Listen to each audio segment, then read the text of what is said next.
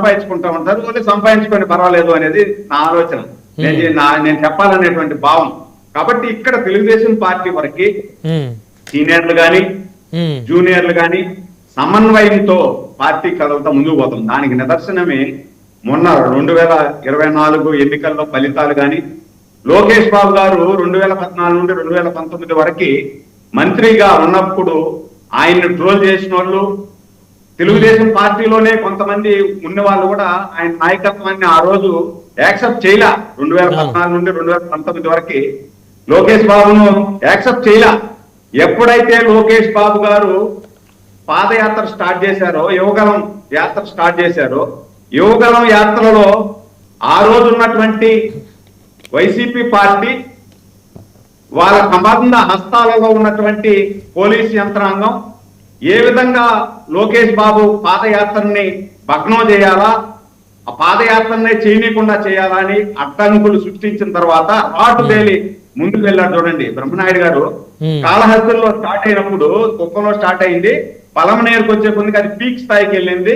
పలమనేరులో ఒక వెహికల్ మీద నుండి మాట్లాడుతా ఉంటే లోకేష్ బాబు గారు వెహికల్ మీద మాట్లాడే మీకు పర్మిషన్ లేదని చెప్పి వెహికల్ లాగేశారు. సరే మీరు లాగేసేయండి, నేను స్టూల్ మీద కూర్చొని నిలబడతాను మాట్లాడతా అంటే స్టూల్ లాగేశారు.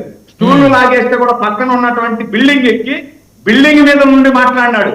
అంటే ఆ బిల్డింగ్ లాగేలేరు కదా, బిల్డింగ్ మీద కూడా నిలబడుకొని మాట్లాడితే ఆ రోజు కార్యకర్తలు జోష్, అంటే ఎవరైనా కానీ ఏ పార్టీ అయినా కానీ ఒక నాయకుడు దేనికి కూడా భయపడకుండా పటిష్టంగా నాయకత్వం ఉండి ఈ పోలీస్ యంత్రాంగమో లేకపోతే అధికారంలో ఉన్నటువంటి పార్టీ అడ్డంకులు సృష్టిస్తే దాన్ని ధైర్యంగా ఎదుర్కొని నాయకుడు ముందుకెళ్తే కింద కార్యకర్త కూడా ధైర్యం వస్తుంది, ముందుకెళ్తారు. నా నాయకుడు అరెస్ట్ చేసినా, పోలీసు వాళ్ళు వచ్చినా, ఎన్ని ఇబ్బందులు పెట్టినా నా నాయకుడు ముందుకు పోతున్నానంటే నా నాయకుడు బాటలో నేను వెళ్ళాలా అని చెప్పి కార్యకర్త వెళ్తారు.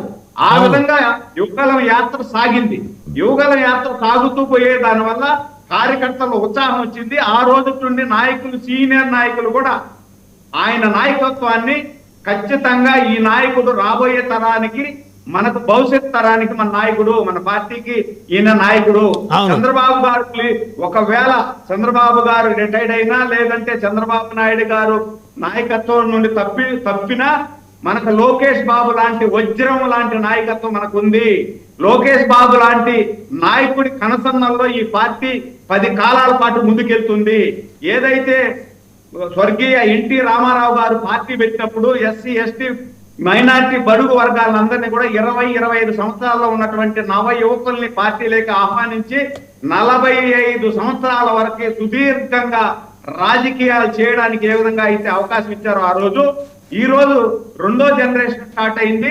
ఈ 2వ జనరేషన్ కూడా పటిష్టమైన నాయకత్వం 20-25 సంవత్సరాల వయసులో ఉన్న నాయకుల దగ్గర నుండి 40-45 సంవత్సరాల వయసు దాకా ఉండే వాళ్ళు తీసుకుంటే రేపు ఇంకొక 45 సంవత్సరాల వరకు ఈ పార్టీకి ప్లాట్ఫారం వేస్తే ఇంకొక 45 సంవత్సరాల కార్యకర్త నాయకుడు లేనటువంటి లోటు ఈ పార్టీకి ఉండదు అని చెప్పి ఈరోజు